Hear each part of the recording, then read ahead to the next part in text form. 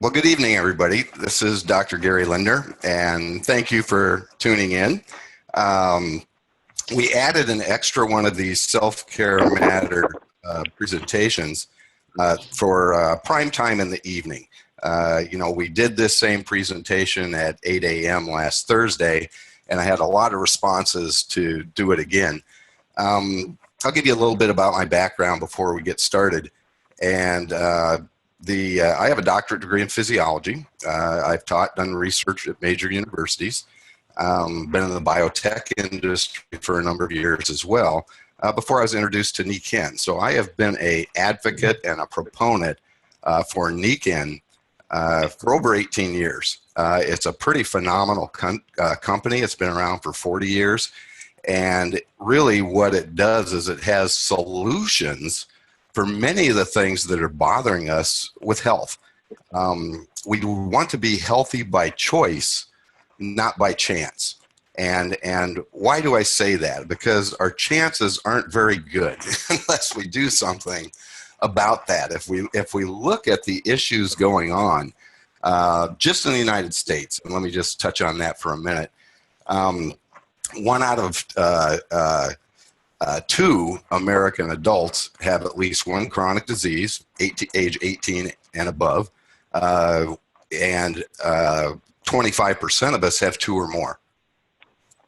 By the time we're 65, 80 to 90% of us have multiple chronic diseases and are on an average of 6 to 8 medications a month to treat and manage those. And in many of the presentations that I give, I talk about how most of those chronic diseases, which are our major expense, it's our biggest cause of death, 7 out of 10 deaths, are preventable. And I think one way we can do that is really take a look at self-care. Self-care is an active process through which people become aware of and then make choices toward a healthier life. And I think as a society, we view health as a very difficult thing. As a physiologist, I'm here to tell you it's not that hard. It really isn't. It's about some really pretty simple choices, and we're going to go through some of these. Nikken is a very, very unique company. The way we provide self-care is through what we call a Nikken Wellness Home. It is a complete self-care solution. We look at things like healthy air, healthy water, healthy sleep, good healthy nutrition, and healthy light. And a lot of times, I think you'd agree with me, these are areas where we get lots of toxic chemicals. They are things that aren't provided to us the way nature intended. They've been altered to a point where they can also affect our health. If you look at these 5 areas, every one of them are vital. And that's the pretty unique thing about Nikken. They studied health and said, here's 5 areas that are vital for life, and we're going to use science to bring it back to people in a way that nature intended it to be. So that is something I can get behind, and like I said, have been behind for 18 years, and absolutely just love chatting with people about this and giving them pretty simple solutions for health, simple choices that they can do. We're going to talk about water, and water's our friend, all right? As this slide shows, it really is. But in chatting with many people, a lot of times people don't understand the importance of water, and we think it's just a beverage choice. Now think about that for a minute. Water is more than just a beverage choice. If we look at it, and I want you to look at it this way, it's our most essential nutrient. Now, isn't that a different mindset, a different perception than just a beverage choice? And it really is. So if you get one thing from this presentation, I want that to stay with you the most, because I think it'll help you with healthy choices.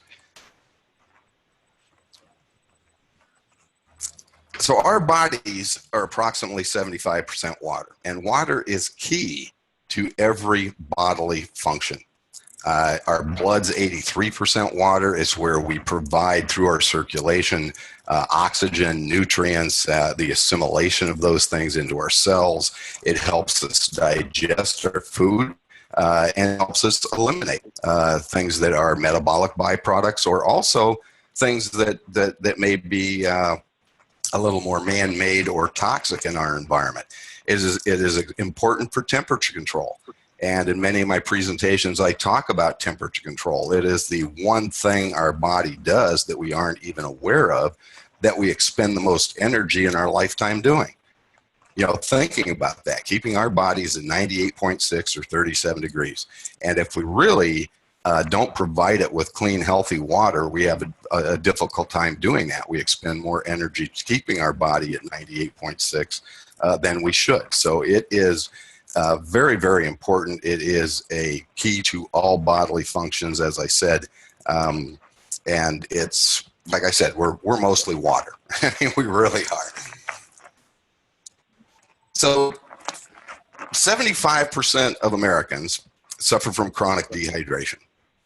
So I think we could pretty much say we choose many things to drink other than water. We make lots of other beverage choices rather than water. And a lot of times those choices are dehydrating us much more than they are providing any good or hydrating us. You know, failure to drink enough water can lead to fatigue, joint pains, weight gain, headaches, ulcers, high blood pressure, kidney disease, just to name a few. And there's many other factors that can come in there too. If you have symptoms of dehydration, one, increased thirst. You're thirsty all the time. Your mouth's dry. Maybe you have some constipation. Your urine is very concentrated and very low volume and very, very yellow. Bad breath, dry skin, muscle cramps, fever and chills. Food cravings, especially for sweets. The reason for that is that the centers in the brain that tell us we're hydrated or tell us we're hungry are very close to each other physically. And sometimes we're really craving food or some sweets or carbohydrates, but really what we are is thirsty. But instead of making that choice for water, we go and eat something, very high caloric food to satisfy that craving. So how much water should we drink every day? You know, that's a good question. And when I'm chatting with people, I always ask them this. Very frequently, I get a response. I asked somebody just about a week ago. I said, how much water are you drinking today? And she said, about a quart. My response was, unless you weigh 64 pounds, you're not drinking near enough water, because we really need to drink about half our body weight in ounces. So if you weigh 200 pounds, you need to drink about 100 ounces of water, which is the same as about 12 8-ounce cups of water. People respond frequently when I'm talking about this with them and just having a conversation. Gary, I don't like water. And how many times have we heard that? Many times we hear that. I have a hard time drinking water. And I think that really goes back to that fact of our perception of water is that it's a beverage choice. It's not an essential nutrient. And so people say, if somebody's told you need to drink more water, what they usually do is go get a glass of water and guzzle it down. And then they feel, they feel very full. They're sloshy. They don't necessarily maybe like the taste of it. And that's really not the way to drink water. I suggest to people, keep water with you all day long. And keep a healthy water with you all day long and sip on it.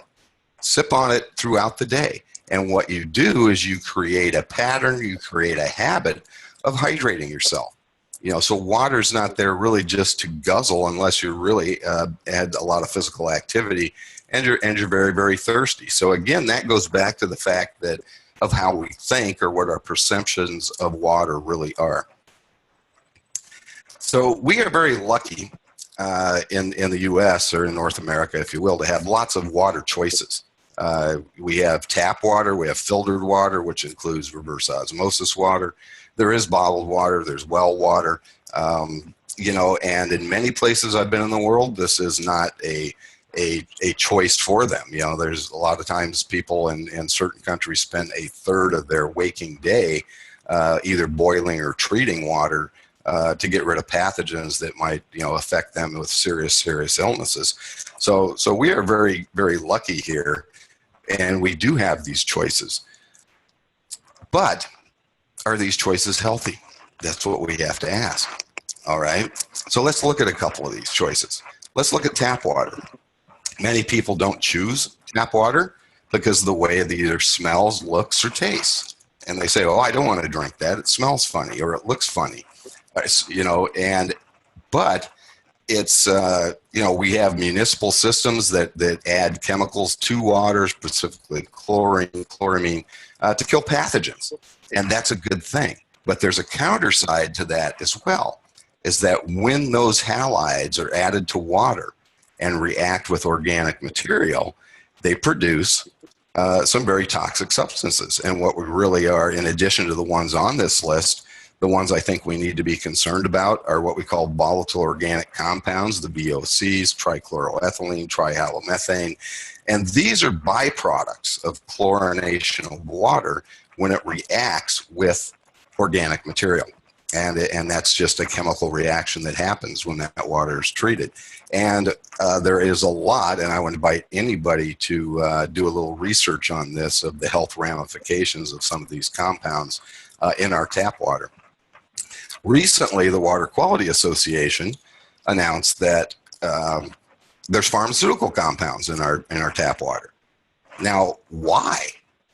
Well, maybe it goes to the fact that we fill 4.3 billion prescriptions a year in this country. And those are taken and then utilized in the body and then eliminated. It's not all absorbed and ends up in the tap water. Many people will say they're in such small amounts, don't worry about them. I've actually had to tell people say, Gary, don't worry about it. They're in such small amounts. Parts per million, parts per billion. And those are very small amounts. But I'll throw this out there to everybody tonight. One of the most effective pharmaceutical compounds we've ever used in our society works at part per billions, and that's a birth control pill. I mean, it's very effective of 99.9 some percent effective in eliminate, or at least helping to stop one of our most natural biological processes, which is pregnancy. But it works at parts per billion. Many other pharmaceutical drugs work in those small amounts as well. So with this fact, I think a valid question might be, next time you go to the pharmacist, ask them this question: will this prescription interact with the meds already in my drinking water? And it is a valid question. It really is, because we really don't know what the ramifications of that may be with what prescription somebody is already on and what that interaction could be, you know, for that individual or that person. So bottled water is a very popular choice, as you can see from these figures. 11 billion gallons consumed in 2014 at a cost of $14 billion. And that is a wholesale cost. That's not a retail cost that we pay for it in stores. It works out to about $1.26 per gallon, I do believe. 75% of Americans drink bottled water, and 1 out of 5, or 20%, drink only bottled water. So it is very popular because it's mostly very convenient. And a lot of times people perceive that it is a healthier choice. But I think we have to look at that as well. It is a very poorly regulated industry. There is one person in the FDA to regulate that $14 billion industry. Now, if you think she has enough time and energy to do that, and she has other jobs as well, chances are she probably doesn't. You know, a lot of bottled water, they tell us it comes from a natural spring or whatever, you know, the mountain springs, artesian wells, but most of it's tap water. It's tap water that's collected, then filtered, then stuck in this bottle. Very often, tap water loses, or bottled water loses when compared with tap water in blind taste tests. So really, it maybe doesn't really taste all that much better. It's a psychological effect of that. The plastic bottles are linked to many health concerns. The BPA's in there, in my opinion, again, as a physiologist, this is probably one of the most harmful compounds ever introduced to our society. I don't think we've even come close to seeing the ramifications of it. We've already seen things with different types of cancer, for infertility, reproductive issues. A lot has to do with the way that structure of that compound is, and it looks very similar to a steroid compound in structure. The Environmental Working Group tested 10 brands of bottled water and found they contain 38 pollutants, everything from fertilizers to industrial chemicals and detergents. Really, we don't want to be drinking that. And bottled water is very expensive. We may not perceive it when we pay $1.50 for a bottle, or whatever we pay 30 cents a gallon to fill up a 5-gallon jug, whatever it might be, but it's 2,000 times more expensive than tap water. So let me put that in perspective. I'll give you an analogy.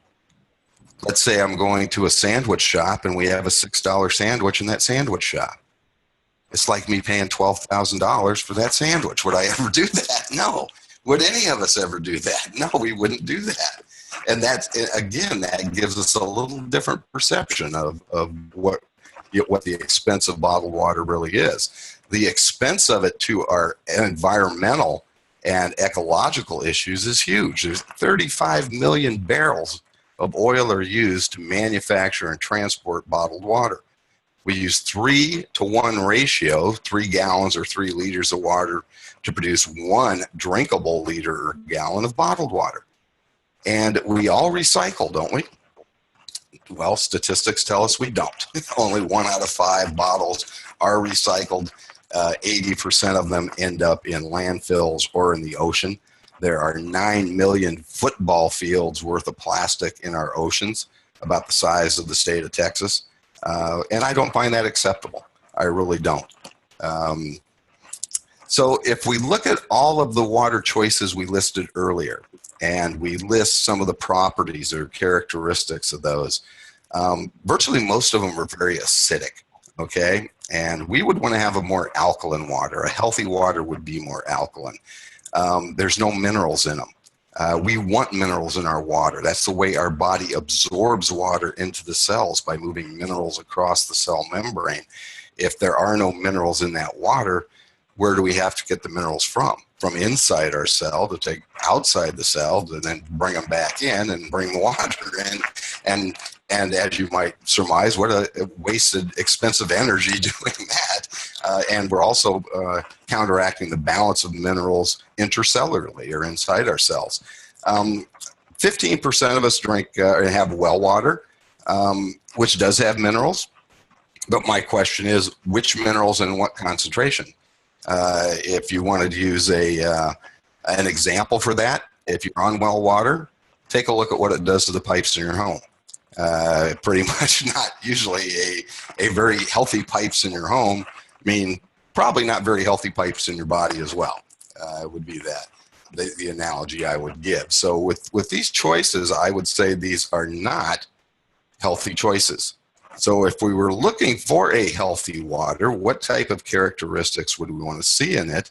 And what type of system would we have to do that? So we'd want to have some advanced filtration, and we'd want to have that validated third party, at least with the ANSI NSF standards of 42, which are aesthetic standards, and then 53, which means it's taking out many of those harmful compounds, and have that validated. We would want to have an alkaline water somewhere between 8.5 to 9.5 to help counteract the acidity and the acid buildup throughout our days, whether it's through food or just basic metabolic processes. We'd want to add minerals back to that water the way nature intended, and we want to add them back the way they would be in a healthy choice in that water. We want to provide some energy to that water. We want to microcluster, make it very more absorbable, let it carry more oxygen so it has better way to oxygenate our body. If we were looking at a system to produce this type of water the way nature intended, we would want it to be cost effective. We want it to be easy to use and easy to maintain. There's many systems out there that aren't. They're very expensive. They're very costly for replacement filters. A lot of times people say, wow, I have a filter in my refrigerator. Well, pretty much it's just a aesthetic filter, but you're usually paying $75 or $80 for that filter. And don't think the big manufacturers of refrigerators don't know that too. It's much the same analogy. And I have a brother-in-law that works for GE, and here's the way he put it for me. He said it's the same analogy as going to buy a printer for your computer, which you can buy very, very with not a lot of expense. But where do you make most of the money? In the replacement cartridges. So same analogy applies to refrigerator filters there, I think, too. So this is what Nikken's choice is for healthy water. We call it the waterfall. It's a very, very cool product. This product produces, in my opinion, the healthiest water on the planet. I don't think we could find healthier water. It basically, you put tap water in it, takes all the bad stuff out, puts back into the things that we want in healthy water. I showed this system to my father, who spent most of his life in the water quality business and association. And he said, son, this is what we have always wanted, a system to take all the bad things out and then put the good things back in to make a healthy water. And for a number of years, he was a huge proponent of the way Nikken addresses water with our waterfall and our on-the-go sport bottle there. So this is a really simple, cost-effective unit. It's very easy to maintain. The people just love it. I love it. I know my family loves it. My kids virtually drink nothing but this water. We used to go out, and I would have a nephew every time we'd go to a restaurant. The waitress would come for his beverage choice, and he would say, do you have Nikken water? And she'd go, no, we don't. And he would sit and explain really how great this water is and how much he loved it. So that was usually very cute when we went out to dinner. So just an awesome, awesome unit, but also very cost effective. Now take a look at this. Again, 2,000 times more than tap water for bottled water. Basically this unit, and that's a 5-year investment in that first column, in the orange column. And this is based on a family of 4 drinking an average of 8 12-ounce glasses a day for about 1,056 gallons. And that's with filter replacements, and the investment in water there is very, very, very small compared to what you might have in bottled water. If we compare that with the yellow cost analysis with Alhambra or Culligan, basically over a 5-year period, you're saving over $7,000. Now that's quite a bit of money. I would put it this way: that's enough money for investment pretty much in virtually everything Nikken has in a whole home too, if you should like to make that choice. Are you showering in tap water? What's the problem? Well, one, it's a huge source of chloroform in the homes, according to Lance Wallace, Dr. Lance Wallace from the EPA. Also, I had to use this picture. That's Janet Leigh in Psycho. That's probably the best scream on film that was ever done. So, but our pores are open. That water's warm. We're absorbing all the chlorine and all those other toxic chemicals. It's getting into our lungs. It's affecting our lungs very, very quickly as far as how we can absorb oxygen in our lungs. It's not something we would really, really want to do, but I would also say it's something that most people don't even consider or think about. And so we always want to have that conversation and ask, are you showering in tap water? And give them a healthy choice. And it's called the Nikken Microjet. This is probably the one product I get people, the quickest testimonials from people with. It's, in other words, they take a shower in the morning and they go, they call me up and say, "Man, that shower's awesome. I didn't even want to get out of the shower." And that happens all the time. We put, and here's a technical term, we put gazillions, and I mean gazillions of bubbles into that water. And what that does is increase the surface area, so it's more cleansing. It feels softer. Very, very refreshing shower. So I always, when I'm talking to people about water, talk about what kind of water they're bathing in as well. So for water on the go, we have the Nikken Sports Bottle. I'm virtually taking this with me everywhere. I keep it with me all day long. I'm constantly sipping water from it to keep my body hydrated. It's a very cost-effective, very environmentally friendly choice. There's 1 year's worth of bottled water for one individual compared to the bottle that Nikken has. A lot of people say, well, that's a plastic bottle too. But it's a very special bottle. It is environmentally safe. It will actually degrade in a landfill within a year's period of time, unlike the plastic bottles that come in most bottled water, which won't degrade in 1,000 years. So, great for the environment, healthier water, great for your wallet, and just say no to bottled water. I really do think it is a very successfully marketed product. Not a healthy choice, not a healthy choice for our planet, not a healthy choice for our descendants. This is the first year, 2016 is going to be the first year when bottled water exceeds sales of soft drinks. And the soft drink companies are very happy about that because they own most of the bottled water companies. So that was something they anticipated with our society some years ago, looking for a healthier water. And so they started the bottled water and marketed it very, very successfully.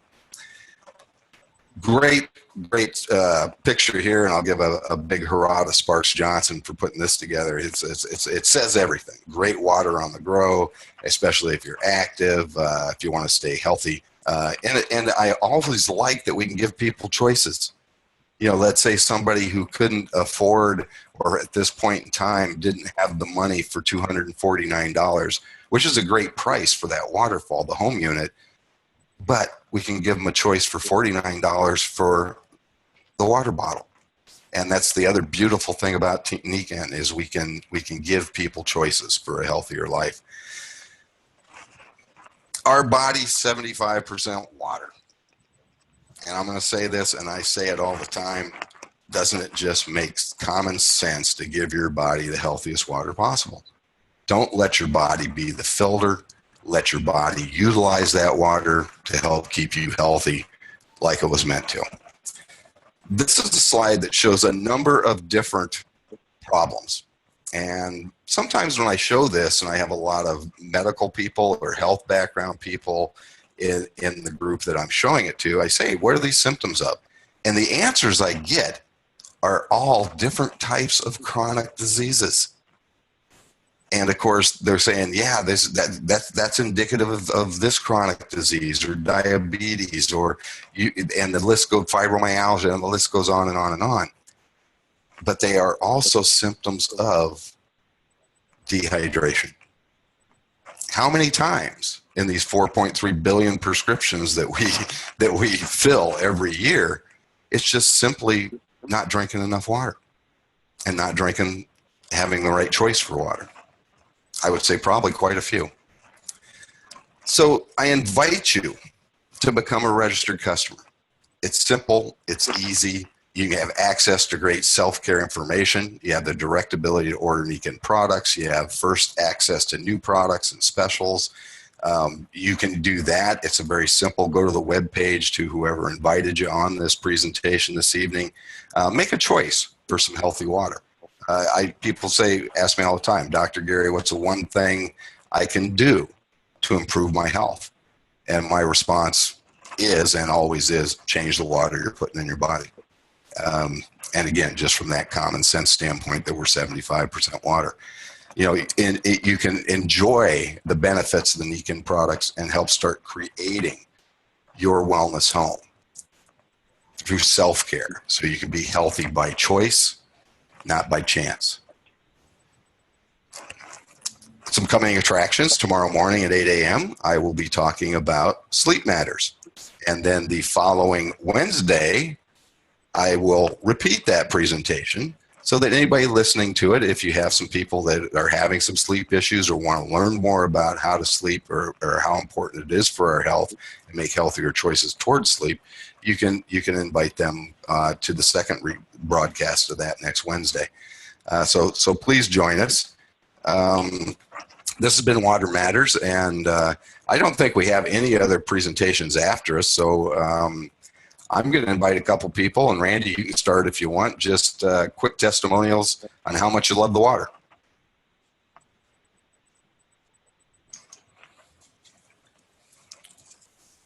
Sure, yes. Well, I actually have Nikken's first water system, and I got the new one so I could show people it's cheaper and easier and gravity feed and even better than the original. And it's just so wonderful to make it so available to people through this waterfall. And it's rightly named. It does all the wonderful things that nature does for the best water. I love it. Well, it does. And let me add this too, because I'll ask you this question. How many times have you seen people with headache problems, joint problems, digestion problems, and the list can go on, where you've recommended they make this healthy choice with Nikken Waterfall, that those problems just kind of go away?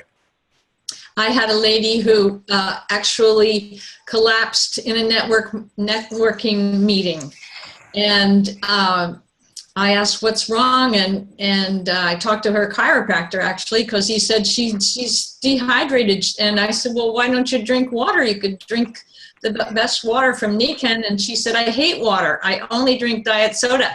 Yeah. And the chiropractor said she's going to die. Yeah. And so I took her gallons of water.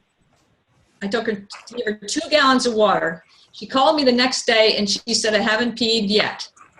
All of it went into her body. It was amazing. And her chiropractor told me that I'd saved her life. Awesome. That's what we do with Nikken. I got goosebumps all over again. Doesn't that just make you feel good? Sure does. So anyways, I want to thank everybody for joining us tonight.